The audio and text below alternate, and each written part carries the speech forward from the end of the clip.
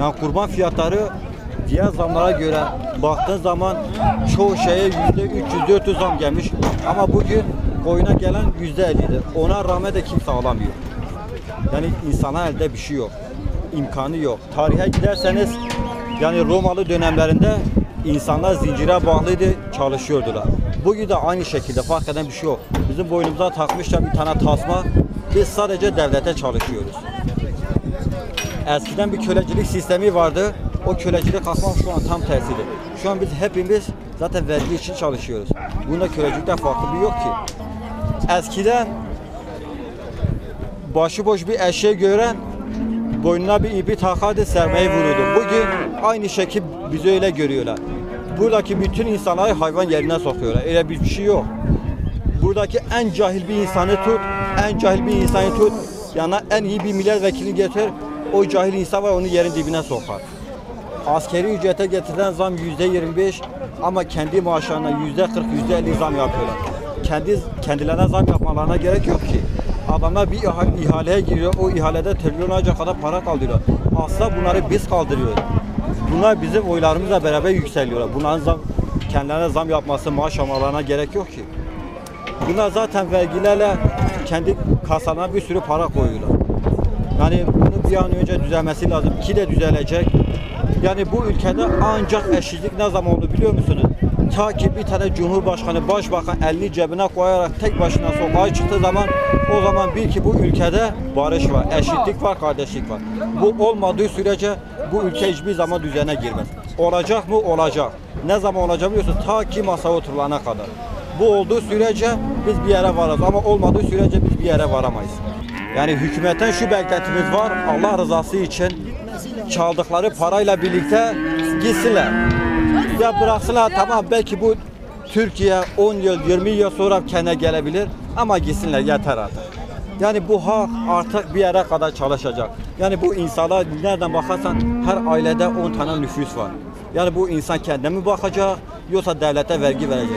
Ya bugün insanın bir evi var, bir arabası var, bir arsası var. Hükümet dahi ona bile el koyuyor.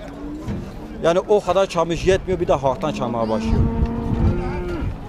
Türkiye'nin şu an hazineye ait olan bütün malı şu an Katar'a satmış.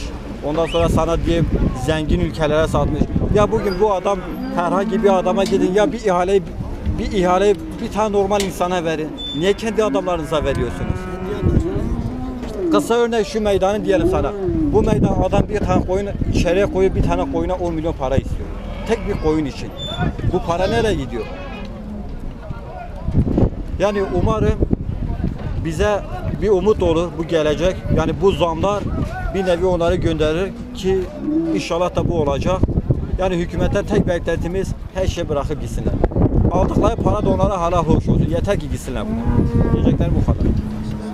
والله طرفات بدن نخوشه چی بگم تا طرفات بدن من دیگه بگیم خودی درم نخوشه یهو بد خودی برباطه خود راضی عربه که جو سامولی بده برید بگی به 40 میلیارد para دیدم ما فقیری صد پازه باید بده 40 میلیارد چه دستری ودی چه بازایدی کار کرد حکومت بلا باز زما بین اندرمی شیب کرد بلا بارش شیب کرد بارش نه کرده ودی چه قلب اسمان ده انسان در رابطه ایثاری کرد همه خدا نکشتنی bu ceyrani, bu abi, bu her tişteki ma insaniyeti huya bu dünyayı.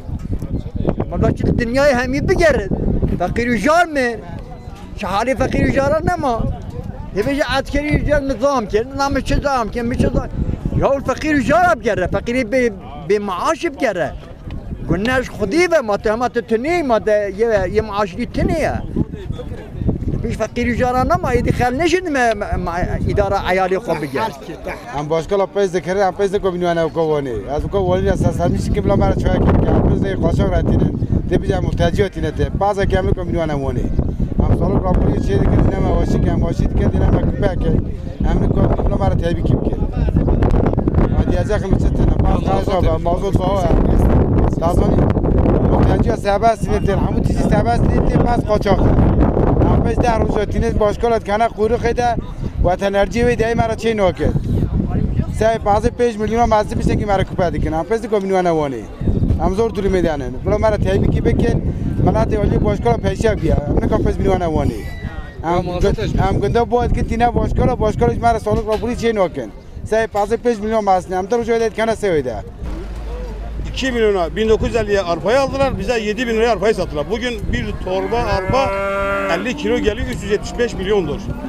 Bu besici nasıl para kazanacak? Nasıl borcunu verecek? Nereden kendine bak sezondur. Samanın kilosu 2 bin lira. Arpanın kilosu 7.200 lira. Bir tane ufak tane olmuş 10 bin, 11 bin, 12 bin lira. Nerede alıp nerede besi yapacak, nerede kurbancıya mal yetiştirecek. Yani besici diye bu aydan sonra besici diye bir şey kalmaz. Onun için gene ithala hizmet edecekler. مشتريتي انا سد هنا من ياك نيفي ياك حوسدي ياك شاي سدي او تبي شاش عن لا يقطن هول مقدي او حتى داس مدا ام دين تو بيرام حق ميدان جديدن ام شوان ديگن بخاط سنه بعد چينن شودين دابوين تونا جهبيه 7 milyar تونا كوي كا كسم بجن كا اونجي او بيا 5 milyar 6 milyar